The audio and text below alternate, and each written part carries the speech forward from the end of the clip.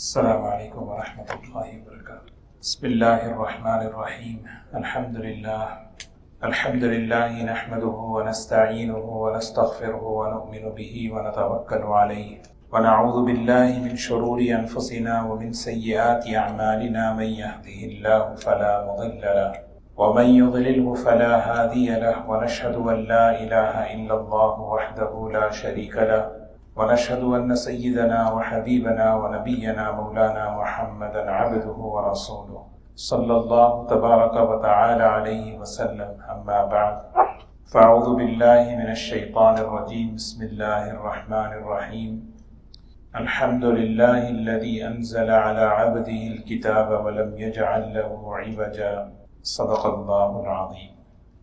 قابل احترام بزرگ و دوستو، تراویح میں سورہ نحل کا آخری حصہ اور سورہ بنی اسرائیل اور سورہ کہف اس کی تلاوت ہوئی ہے، اور الحمدللہ آج تراویح میں مکمل 15 پارے ہو چکے ہیں۔ سورہ کہف بڑی مشہور سورت ہے، اس کا اہتمام کرنا چاہیے۔ جمعہ کے دن پوری سورت کی تلاوت ہو، روزانہ ابتدائی اور آخری 10 آیتوں کو پڑھتے رہنا چاہیے، کیونکہ ہمارے پاس جو سب سے قیمتی سرمایہ ہے وہ ایمان ہے۔ ہمارے بچوں کا، ہماری نسلوں کا ایمان محفوظ ہو، ہر قسم کے فتنوں سے اس کی حفاظت ہو، اس کی فکر کرنا، اس کی محنت کرنا، اس کی تدبیریں کرنا اور اس کے لیے دعائیں کرنا ایک ماں باپ ہونے کی اعتبار سے ایک بہت بڑی ذمہ داری ہے۔ سورہ کہف کا خاص تعلق دجالی فتنوں کے ساتھ ہے۔ نبی کریم صلی اللہ علیہ وسلم نے ارشاد فرمایا، کوئی نبی ایسے نہیں آئے جس نے اپنی قوم کو دجال کے فتنوں سے نہ ڈرایا ہو۔ ہر نبی اپنی قوم کو دجالی فتنوں سے ڈرائے ہیں، اور نبی کریم صلی اللہ علیہ وسلم نے یہ بھی فرمایا کہ اگر وہ میری زندگی میں آئے تو میں اس سے نمٹ لوں گا، لیکن اگر بعد میں آئے یہ بہت بڑی آزمائش ہے۔ اس لیے اس صورت کے اندر جو ہمارے لیے ہدایات ہیں، ہمارے لیے جو پیغام ہے، اسے ہمیں سمجھنا ہے اور اس کو اپنی زندگی میں عملی طور پر ہمیں لینا ہے۔ سب سے اہم بات یہی ہے کہ ہمارا ایمان، اس کی حفاظت کیسے ہو، اور حفاظت انسان اسی چیز کی کرتا ہے جس کی قدر دل میں ہو۔ جب کسی چیز کی عظمت اور قدر دل میں ہوتی ہے، اس کی حفاظت کرتا ہے، اور حفاظت جان دے کر بھی کرتا ہے، مال لگا کر بھی کرتا ہے، ہر چیز قربان کر کے کرتا ہے۔ اور یہ ہمارے سامنے تاریخ ہے حضرات صحابہ کی، ہمارے بڑوں کی۔ ان کے دل میں ایمان کی جو قدر تھی، اس کی بنیاد پر انہوں نے اس کی حفاظت کے لیے جو قربانیاں دیں، اس کا ذرہ بھی اللہ اگر ہمیں دے دے تو بہت بڑی بات ہے۔ اور خاص طور پہ جس دور میں ہم اور آپ جی رہے ہیں، یہ وہ دور ہے جس دور میں آنے کے لیے پناہ مانگی جاتی تھی۔ یہ ایسا دور ہے، اللہ تعالیٰ ہی ہم سب کی حفاظت فرمائے۔ تو نبی کریم صلی اللہ علیہ وسلم نے یہ جو اللہ تعالیٰ نے اس صورت کے اندر جو رہبری فرمائی، جیسے اس صورت میں نوجوانوں کے ایمان کی حفاظت کا ذکر فرمایا۔ اصحاب کہف یہ اس علاقے کے مالدار گھرانے کے بچے تھے، نوجوان تھے۔ کیسے خوش نصیب نوجوان ہیں، اللہ تعالیٰ نے ان کو یہ سمجھ عطا فرمائی کہ ہم اپنے ایمان کی حفاظت کرنی ہے۔ جس ماحول میں ہم جی رہے ہیں، یہ ماحول ہمارے ایمان کو خراب کرنے والا ہے، تو اس کے لیے انہوں نے جو قدم اٹھایا وہ اللہ کو اتنا پسند آیا کہ اللہ تعالیٰ نے قرآن پاک میں ان کا ذکر فرمایا۔ اور اللہ تعالیٰ نے قیامت تک آنے والوں کے لیے، ہم سب کے لیے، اور خاص طور پر نوجوانوں کے لیے، ایک نوجوان اگر یہ چاہے، یہ طے کرے مجھے دین پر جمنا ہے، مجھے دین پر اپنے آپ کو جمانا ہے، وہ گھبرائے نہیں، مایوس نہ ہو حالات سے، وہ ہمت کرے، اللہ کی قدرت اس کے ساتھ ہوگی۔ اور اللہ کی قدرت ایسی ان کے ساتھ ہوئی، ان نوجوانوں کے ساتھ 309 سال تک اللہ نے ان کو سلایا، کروٹ بدلتے رہے سورج کی شعاعیں، چاند کی کرنیں وہ پڑتی رہیں، ہوا تازی تازی اللہ تعالیٰ بھیجتے رہے، بغیر کھلائے بغیر پلائے 309 سال اللہ تعالیٰ نے انہیں سلایا، انہیں اٹھایا اور اپنی قدرت بتائی، یہ بتایا کہ ایمان کی حفاظت کے لیے جب کوئی بندہ قدم اٹھاتا ہے ہم ایسی غیبی مدد اس کے ساتھ کرتے ہیں۔ اسی لیے حالات کیسے ہی کیوں نہ ہو ہمیں مایوس نہیں ہونا چاہیے، ہمیں کوشش اس کی کرنی چاہیے۔ جیسے ان لوگوں نے فَأْوُوا إِلَى الْكَهْفِ، وہ نوجوان کہف میں گئے، اپنے ایمان کی، اپنے بچوں کے، اپنے نسلوں کی ایمان کی حفاظت کے لیے بھی اس دور میں بھی کہف اللہ نے رکھا ہے۔ جیسے سب سے پہلے ہمارے بچے ہیں، ہمارے بچے ہم میں سے ہر ایک یہ چاہتے ہیں کہ ہمارے بچوں کے دین کی، ایمان کی حفاظت ہو۔ اس کا سب سے بڑا جو ان کی حفاظت کا جو ذریعہ ہے وہ مکتب ہے۔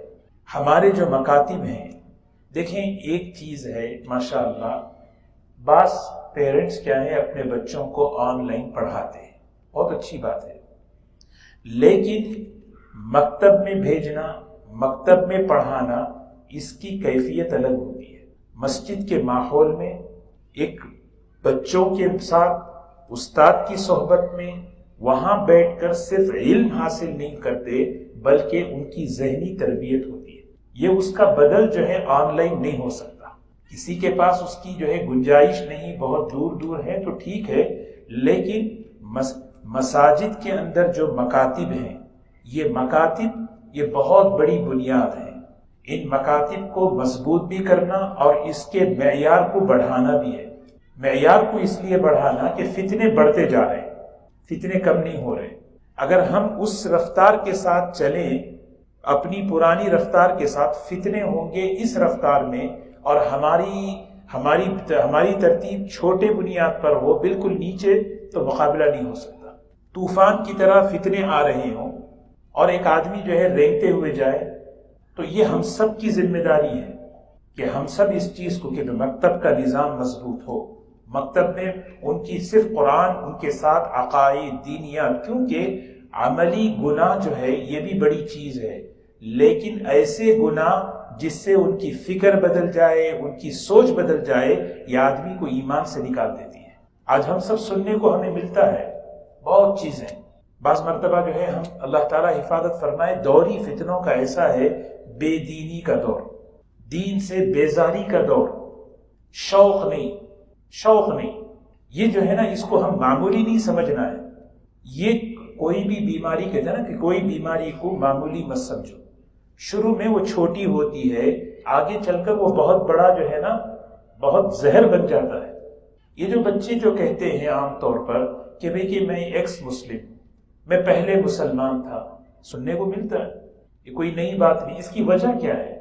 سب سے بڑی وجہ جو ہے آدمی کی سب سے پہلے فکری سوچ بدلتی ہے۔ اس کو کہتے ہیں ہمارے علماء فکری ارتداد، ذہنی ارتداد۔ میں مثال دیتا ہوں، آپ حضرات اس کو سمجھتے ہیں۔ مجلس میں بیٹھے ہیں، بات چیت ہو رہی ہوتی ہے، چلو بزنس کے ٹاپک پہ بات ہو رہی ہو۔ آج کے دور میں سود کے بغیر تو کاروبار ناممکن ہے۔ سود کے بارے میں اللہ تعالیٰ کی جو پالیسی ہے، اللہ تعالیٰ کا جو نظام ہے وہ ایک طرف، لیکن ہماری زبان سے جو نکل رہا ہے نہیں، آج کے دور میں اس کے بغیر مشکل۔ یہ کیا ہو گیا؟ یہ ہماری سوچ بدل گئی۔ جھوٹ کے بغیر کیسے چل سکتا ہے بزنس؟ سود کے بغیر کیسے ہو سکتا ہے؟ ایک آدمی لے رہا ہے سود، گناہ ہے، لیکن سوچ ہی بدل جائے، اس کو کہتے ہیں ذہنی سوچ، سمجھتے ہیں؟ ذہن بدل رہا ہے۔ تو یہ جو ہے نا، یہ شروع میں بنیاد پڑتی ہے مکتب میں، دین کی عظمت، اللہ کی محبت، اللہ کے رسول صلی اللہ علیہ وسلم کی محبت۔ ہمارا ہر ایک کا یہ کیا ہے، یہ ہر ایک کے ایک چیلنج ہے یہ کہ ہمارے بچے دین سے کیسے قریب آئیں، ہمارے نوجوان دین سے کیسے جڑے۔ یہ ہمیں سے ہر ایک کا ایک جو ہے نا ایک فکر ہے، اس کی بنیاد شروع ہوگی وہاں پر، ذہنی سوچ۔ اسی لیے کبھی نہیں عمل چھوٹ جائے نا فوراً استغفار کرے، اٹس اوکے، چلو نہیں، یہ جو ہے نا یہ یہاں تک نہیں آنا ہے۔ فجر چھوٹ گئی، اس پر استغفار ہو، توبہ ہو، ہو سکے اللہ کے سامنے تنہائی میں ایک آنسو بہا لے، یہ ندامت اللہ کو پسند آ جاتی ہے۔ ٹھیک ہے بھائی، چلو ٹھیک ہے، یہ جو ٹھیک ہے، عمل چھوٹنے پر ٹھیک ہے، گناہ ہونے پر ٹھیک ہے، یہ جو سوچ بدل رہی ہے یہ بڑی خطرناک ہے۔ پھر اس کے بعد عملی جو ہے ارتداد آتا ہے۔ عملی ارتداد، آدمی جو ہے عمل سے پھرتا ہے، زندگی میں نماز نہیں، روزہ نہیں، فرائض نہیں، کچھ نہیں، اس کا کوئی لین دین اس سے دین سے ہے ہی نہیں۔ بعد میں جو ہے وہ جو ہے اپنا دین بدلتا ہے، اور افسوس یہ ہے کہ اس دور میں کوئی دین بدلتا نہیں بلکہ دین چھوڑتا ہے۔ کوئی مسلمان جو ہے نا عیسائی نہیں بنتا، بلکہ مسلمان جو ہے دہریہ بنتا ہے، ایتھیسٹ بنتا ہے، ملحد بنتا ہے، کیونکہ اس میں آزادی ہے، اس میں آزادی ہے، اور اس میں ایک ہی کام ہے، اعتراض کرو، اور اعتراض کے لیے علم کی ضرورت نہیں ہے، آپ بھی کچھ بھی پوچھتے رہیں، اعتراض کرتے رہیں۔ تو یہاں تک جو پہنچے ہیں وہ کیوں پہنچے، یہ ہے اصل۔ تو سب سے پہلی چیز یہ جو ہے نا، ہم اپنے بچوں کو یہاں جہاں جہاں بھی ہو، مکاتب میں، استادوں کی صحبت میں، مدرسے کے جو بچوں کے ماحول میں، اس ماحول میں اگر دیں گے، پڑھیں گے بچے، اس سے ذہن بنے گا، یہ سب سے پہلی چیز۔ دوسری جو چیز ہے، چلے ایک اور بات، ذرا سے بچہ جب بڑھتا ہے، چلو یعنی مکتب کے بعد جب بچے کی عمر تھوڑا بڑی ہو، عام طور پر اس وقت جو ہے نا ہمارے پاس کوئی سسٹم نہیں ہوتا، یا ہوتا ہے تو ہم اپنے بچوں کو اس میں داخل نہیں کرتے۔ بچے مکتب میں کب آتے ہیں پتہ ہے؟ وہ عمر ہوتی ہے جس میں ان کو شعور نہیں ہوتا، سیدھے لا رہے ہیں ماں باپ، بچے پڑھ رہے ہیں، جا رہے ہیں، وہ شعور نہیں۔ جب شعور آتا ہے بچوں میں، کراس کوسچن شروع کرتے ہیں، وہ جب کوسچن شروع کرتے ہیں تو ہمارے پاس اس کا کوئی سلوشن نہیں ہے۔ یہ ہے ارتداد۔ ایمان کے حفاظت، ایمان محفوظ نہ ہونے کی وجوہات بتا رہا ہوں میں، کہ جس وقت بچے میں شعور، کون سی ایج ہے؟ 13، 14، 13، ٹین ایج جسے کہتے ہیں، یہ جو ایج ہے اس کے اندر جب ان کو شعور ہوتا ہے، وہ سوالات کرتے ہیں۔ ماں باپ بھی کیا کریں، ان کے پاس بھی کوئی علم نہیں ہوا۔ سوالات کا آنا برا نہیں ہے، صحابہ سوالات کرتے تھے نبی کریم صلی اللہ علیہ وسلم کے سامنے، وسوسوں کے سوالات کرتے تھے، عجیب عجیب سوالات کرتے تھے۔ آسمان کو کس نے بنایا؟ اچھا اللہ نے بنایا، تو اللہ کو کس نے بنایا؟ یہاں یہ بھی سوال نبی کریم صلی اللہ علیہ وسلم سے صحابہ نے کیا، آپ نے انہیں سمجھایا۔ سوالات ایک حد ہے، آگے چل کر وہاں رک جاؤ، اللہ سے استغفار کرو، اللہ سے مدد طلب کرو، اس لیے کہ یہ شیطانی وسوسہ ہے۔ بچوں کو یہ سمجھانا کہ اللہ نے جو ہمیں جو دین دیا ہے، یہ دین عقل کے خلاف نہیں ہے۔ جب ہم بچوں کو نہیں سمجھاتے تو پھر بچے سمجھتے یہ تو عقل کے خلاف ہے۔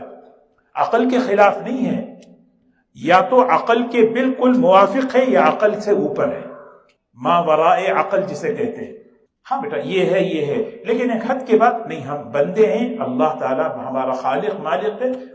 دنیا میں جتنے بھی مذاہب ہیں ان کی عبادتیں ہوتی نہیں ہوتی، لیکن اگر آپ ان کی عبادتوں میں دیکھیں، وہ عبادت بھی عقل کے خلاف دکھتی ہے۔ عبادت کا معنی ہی یہ ہے کہ وہ جو ہے حکم پورا کرنا ہے۔ اچھا، تو یہ چیز جو ہے نا، تو اسی لیے جو ہے نا ایسے پروگرام، دوسری بات میں عرض کر رہا ہوں، ایسے پروگرام جب ہماری مساجد میں ہوں، جیسے ابھی جو ہے گزشتہ ویکینڈ میں پروگرام ہوا، ایسے پروگرام جب مساجد میں ہوں تو ہم جو ہے ان پروگراموں کو تقویت دینا ہے، ان پروگراموں میں اپنے بچوں کو لانا، ان میں اس میں تقویت دینا، کیونکہ وہ اس ایج کے لیے، وہ بچے تو مکتب میں نہیں آتے، اب ان کا جو ہے نا ان کے سوالات شروع ہوئے ہیں، ان کے کوسچن، ابھی کراس کوسچن شروع ہوئے ہیں۔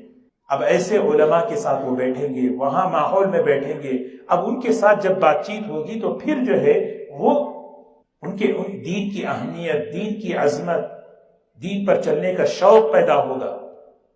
دیکھیں اصل یہی مقصد ہدایت ہے۔ مقصد کیا ہے؟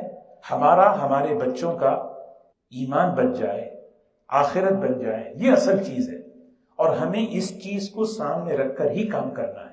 یہ نہیں ہے کہ کسی طرح بچے آئیں، کسی طرح ہو جائیں، کسی طرح نہیں، وہ حل نہیں ہے۔ ایسا جوڑو کہ بھئی اس سے وہ ہدایت پھیلے، وہ خیر پھیلے، اللہ اس سے راضی ہو جائے۔ ہم دیکھیں، ہم بچوں کو جوڑتے ہیں، لیکن اس جڑنے کے بعد کیا خیر وجود میں آتا ہے؟ اس جوڑ کے بعد خیر وجود میں نہیں آتا۔ دیکھیں معلومات کا ہو جانا سلوشن نہیں ہے، یہ بھی سورہ کہف میں بتایا معلومات سلوشن نہیں ہے. تقوی کے بغیر اگر علم میں عزت ہوتی، ابن قیم رحمۃ اللہ علیہ فرماتے ہیں تقوی کے بغیر اگر علم میں عزت ہوتی سب سے زیادہ عزت والا شیطان ہوتا. تقوی کے بغیر اگر علم میں عزت ہوتی تو سب سے زیادہ عزت والا کون ہوتا؟ کیا وہ تو ٹاپ لیول کا، ہمارے پاس کچھ نہیں ہے، اس کے پاس جو ہے. تو معلومات ایک الگ چیز ہے، معلومات الگ چیز ہے، کہیں بھی آپ کو انفارمیشن مل جائے گی، لیکن وہ علم جو ہمیں اللہ سے جوڑے، عمل سے جوڑے، آخرت کا فکر کرے، یہ صحبت کے بغیر نہیں آئے گا. اسی لیے اللہ نے سورہ کہف کو شروع ہی کیا الحمدللہ. الحمدللہ کیا مطلب ہے؟ تعریفیں تو اللہ ہی کے لیے ہیں، ہر کمال ہر خوبی اللہ کی طرف منسوب کرو. جو علم اللہ نے ایک خوبی دی ہے، اس علم کو، وہ علم اگر اللہ سے نہیں جڑا تو وہ جہالت ہے. علمے کے راہ نہ نمائش جہالت است. شیخ سعدی فرماتے ہیں وہ علم جو راستہ نہ بتائے اللہ کی طرف وہ جہالت ہے. جو علم علیم تک نہ پہنچائے وہ کیا ہے؟ وہ فن ہے. اللہ علیم ہے. تو ہمیں جو ہے، اسی لیے ایک اور بات میں آپ کو بتاؤں، ہم جو ہے بعض مرتبہ جو ہے ایک غفلت میں رہتے ہیں. دین کسے سمجھتے ہیں پتہ ہے؟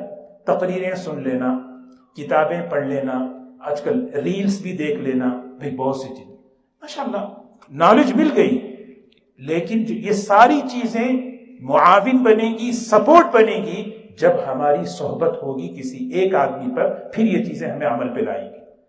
اس کے بغیر آپ جو ہے ہزاروں تقریر سن لیں، ہزاروں ریل دیکھ لیں، کتابیں آپ کچھ بھی پڑھ لیں، عمل میں کھڑا نہیں کر سکیں گے. آپ کو علم عمل پر اسی وقت لائے گا جب وہ علم جو ہے اس کے اندر یقین پیدا ہوگا. وہ یقین صحبت سے آتا ہے. یہ بھی اللہ تعالیٰ نے یہاں فرمایا وَاصْبِرْ نَفْسَكَ مَعَ الَّذِينَ يَدْعُونَ رَبَّهُمْ بِالْغَدَاةِ وَالْعَشِيِّ يُرِيدُونَ وَجْهَهُ. اپنے لیے، اپنے بچوں کے لیے، اپنی نسلوں کے نوجوانوں کے لیے خاص طور پر ہمیں یہ چیز دینا. بچے کیوں نہیں آ رہے، کیسے آئیں، وہ چیز سوچنا ہے. ایک ہے مسجد ہے، یہ بھی ایک کہف ہے کہ ہم مسجد سے جڑیں، مسجد سے جڑے، ہم نمازوں کے اعتبار سے مسجد سے جڑے، ہمارا تعلق مسجد سے ہو. مسجد جو آتا جاتا ہو اس کے مومن ہونے کی گواہی دو.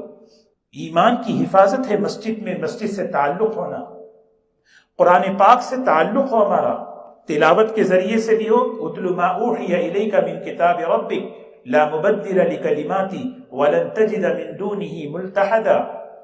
دجالی دور میں آدمی کی سوچ بدل جاتی ہے، سمجھ میں نہیں آتا کہ کیا سچ ہے کیا غلط ہے، کیسے فیصلہ کروں، میں سمجھ میں نہیں. یہ دجالی دور کا ایک اثر ہے، آدمی کو سمجھ میں نہیں آتا کہ ہو کیا رہا ہے. لیکن اللہ جب قرآن پاک کی تلاوت، قرآن سے تعلق ہوگا، اللہ اسے وہ رشد، وہ فہم، وہ صلاحیت دیں گے، وہ سمجھے گا نہیں بھئی یہ صحیح ہے، یہ غلط ہے، یہ صحیح. قرآن سے تعلق تلاوت کے ذریعے، قرآن سے تعلق درس کے ذریعے. میں قرآن پاک کو پڑھوں، جیسے میں نے شروع میں عرض کیا، پڑھنا، سمجھنا، عمل کرنا. دوستو یہ ہماری یہ زندگی کا حصہ ہے. بگاڑ بڑھتا جا رہا ہے. ہم خود سوچیں ہم کتنا اپنے آپ کو، اپنے بچوں کے اعتبار سے، اپنے نوجوانوں کے اعتبار سے، نوجوانوں کو بہت ضروری ہے. نوجوان اللہ کا بہت پیارا ہے، ہمارے اس امت کا قیمتی سرمایہ ہے، یاد رکھیں. نوجوان بنا تو قوم بنی، نوجوان بگڑا تو قوم بگڑی.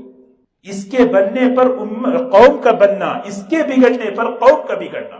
نبی کریم صلی اللہ علیہ وسلم کتنا خیال کرتے تھے. یہ آپ دیکھ لیں عبداللہ ابن عمر، عبداللہ ابن عباس، عبداللہ ابن مسعود رضی اللہ عنہ، یہ سارے نوجوان کیسے ان کو قریب کر کے، کیسے ان کو جو ہے دین سے. آج جو ہے نا کہ ہمارے بچوں کو مسجد میں آئیں، دین پر آئیں، علماء تک، علماء سے تعلق ہو، اس میں رکاوٹ کے لیے کتنی کوشش ہو رہی ہے، ہو رہی نہیں ہو رہی. آج نوجوان علماء سے تعلق نہیں ہے کیونکہ رکاوٹ ہے کہ مجھے تو، میں گوگل تو پہلے تھا، چیٹ جی پی ٹی میں مسئلہ پوچھ لوں گا، لیکن میں مسئلہ کیوں، کیسی یہ رکاوٹیں ہیں کہ تمہارا تعلق سب سے ہو لیکن وہاں نہ ہو. مسجد تک کتنی رکاوٹیں. ہم تو اللہ کا شکر ہے، ہم تو اپنے بڑوں کو دیکھیں، ہم تو آ رہے ہیں، لیکن ہمارے بچوں کا کیا ہے، ہمارے نوجوانوں کا کیا ہے. کیسے ان کو قریب کریں، انہیں جو ہے شوق دلایا جائے، انہیں رغبت دلائی جائے، انہیں جو ہے ان سے جو ہے تعلق پیدا، ان کو قریب کرنا. یہ بہت اس وقت بہت ضروری ہے ان کی ناگواریوں کو برداشت کیا جائے، ان کی بدعنوانیوں کو برداشت کیا جائے، وَاصْبِرْ نَفْسَكَ، یہ صبر ضروری ہے، برداشت ضروری ہے، ورنہ کیا ہوگا؟ گیپ ہوگا بڑوں میں اور بچوں میں، بڑوں میں اور نوجوانوں میں.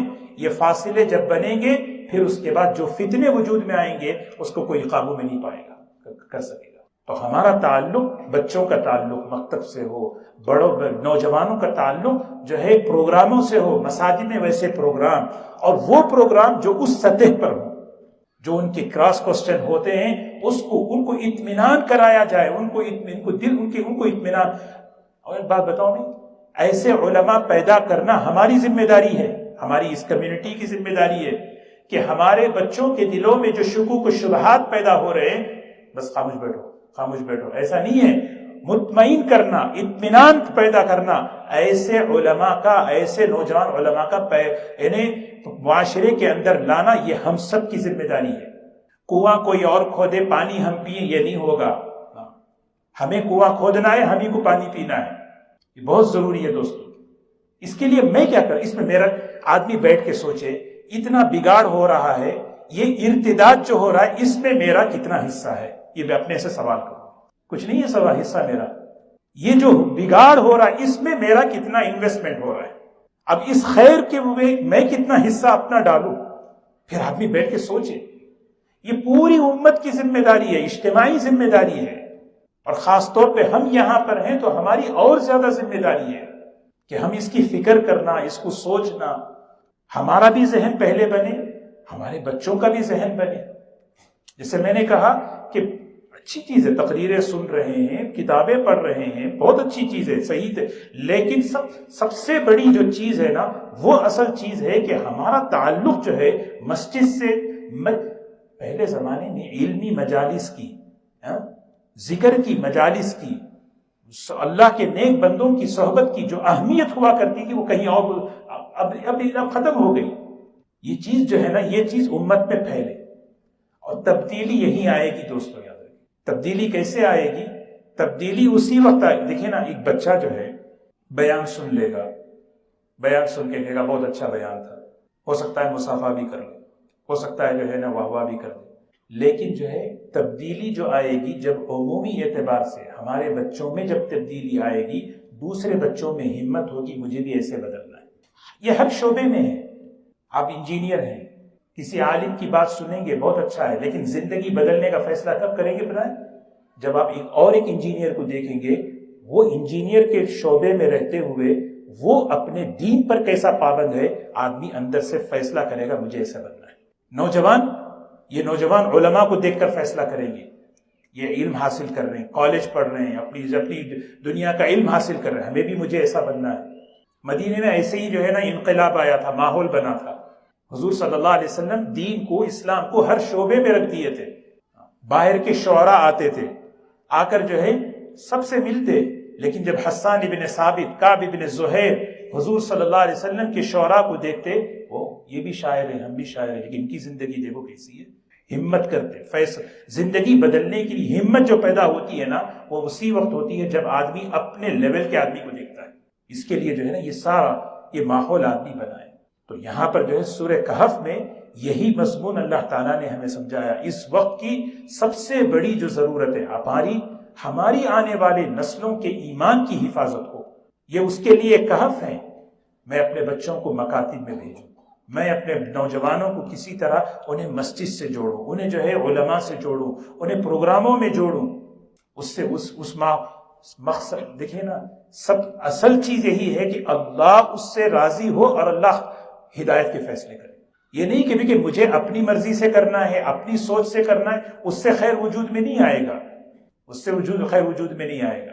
اور ہم بڑے ہیں، بڑوں مسجد میں جڑنا، مسجد کے جو ہے جیسے میں نے کہا کہ قرآن پاک کے دروس میں جڑنا، قرآن اور جو ہے حدیث کی جو مجلسیں ہوتی ہیں اس میں اپنے آپ کو جوڑنا ہے. وہ مجلس، وہ صحبت، وہ ماحول جو ہوتا ہے. اب ہم سب یہاں بیٹھے ہیں، یہ مسجد کیا ہے؟ اللہ کا گھر ہے، فرشتوں کا گھر ہے، فرشتے یہاں رہتے ہیں. وہ صحبت میں، وہ ماحول میں جب آدمی ایک بات بھی آدمی سنتا ہے، اللہ اس کے دل پہ اثر ڈالتے ہیں. اس چیز کو جو ہے ایزی مت لے. یہ بہت اہم چیز ہے. ایسا نہیں کہ بھئی کان میں بات پڑ جائے، کان میں بات پڑ جائے. نہیں، کان میں بات پڑنا نہیں ہے، وہ بات کس طریقے سے پڑھنا ہے. بخاری کی روایت ہے نا، بلا وجہ حضور صلی اللہ علیہ وسلم نے نہیں فرمایا کہ دیکھیں ایک آدمی جو ہے وہیں ایسے ہی بیٹھ گیا، مجلس ختم ہوئی تو فرشتے جو ہے اللہ کے پاس جب پہنچے تو مغفرت کا اعلان ہو رہا ہے اس مجلس والوں پہ. تو اللہ تعالیٰ فرشتے کہتے ہیں ایک آدمی ایسے ہی بیٹھ گیا تھا، ایک آدمی ایسے ہی بیٹھ گیا تھا. الہم الجلساء لا یشقى جلیسہم، یہ ایسی مجلس ہے کہ اس میں کسی نیت سے بیٹھنے والا بھی محروم نہیں. یہ کیوں بتا رہے؟ یہ تاکہ ہمارے اندر مجالس کی اہمیت ہو. یہ ساری شکوک و شبہات، یہ سارے جو ذہن بدلنا، یہ سب کہاں سے آتا ہے؟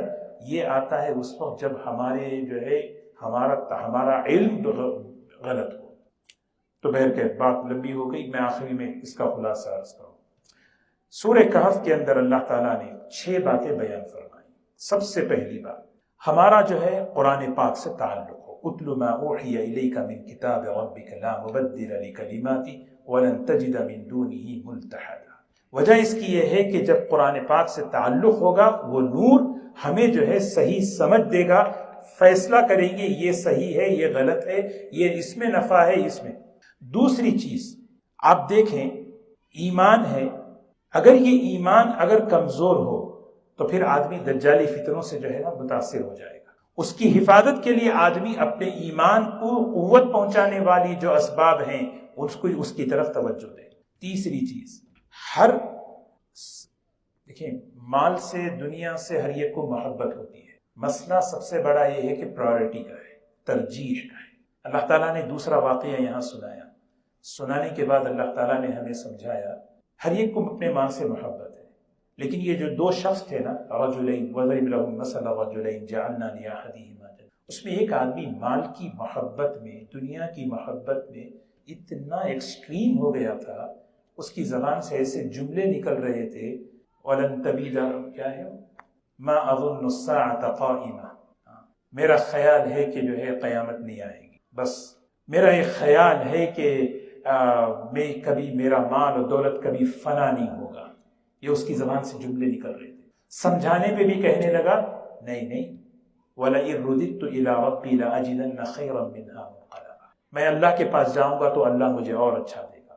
یہ مال کا غرور، مال کا گھمنڈ، یہ اتنا کہ دنیا کی محبت اتنی آ گئی تھی، حالانکہ مال کو اللہ کی نعمت سمجھنا چاہیے، اللہ کی طرف سے امانت سمجھنا چاہیے. بندگی جب آ جاتی ہے، جب یہ چیز آتی ہے تو پھر آدمی دجالی فتنوں میں متاثر ہو جاتا ہے. اللہ نے اگر علم دیا کسی بھی قسم کا، دنیا کی، دین کا، اس علم کو اللہ کی نعمت سمجھنا، امانت سمجھنا ہے. لیکن جب علم غلط ہوتا ہے تو پھر اسی علم سے جو ہے نا فتنے پھیلتے ہیں.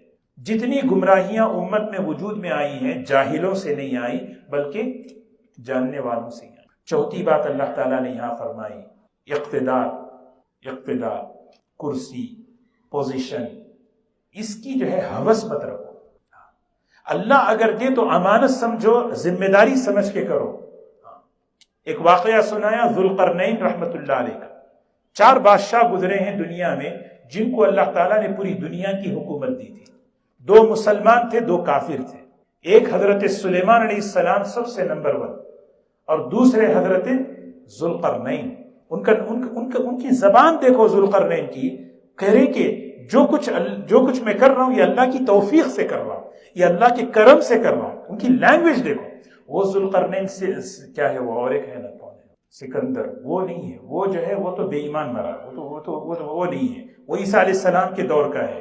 یہ ذوالقرنین رحمت اللہ علیہ حضرت ابراہیم علیہ السلام کے دور کے قریب کے تھے. تو یہ 2 بادشاہ مسلمان، 2 بادشاہ کافر، ایک نمرود. اللہ تعالیٰ نے ان کے واقعات سنائے ہیں. دیکھو ان کو جب اقتدار ملا، جب ان کو جو ہے پوزیشن ملی، ان کی زبان سے جو ہے نا نرمی کے، بندگی کے، تواضع کی جملے نکلے. اور آخر میں جو ہے جیسے میں نے عرض کیا کہ حرام عام ہو جائے گا. حرام کیا ہوگا؟ قیامت کے قریب عام ہو جائے گا.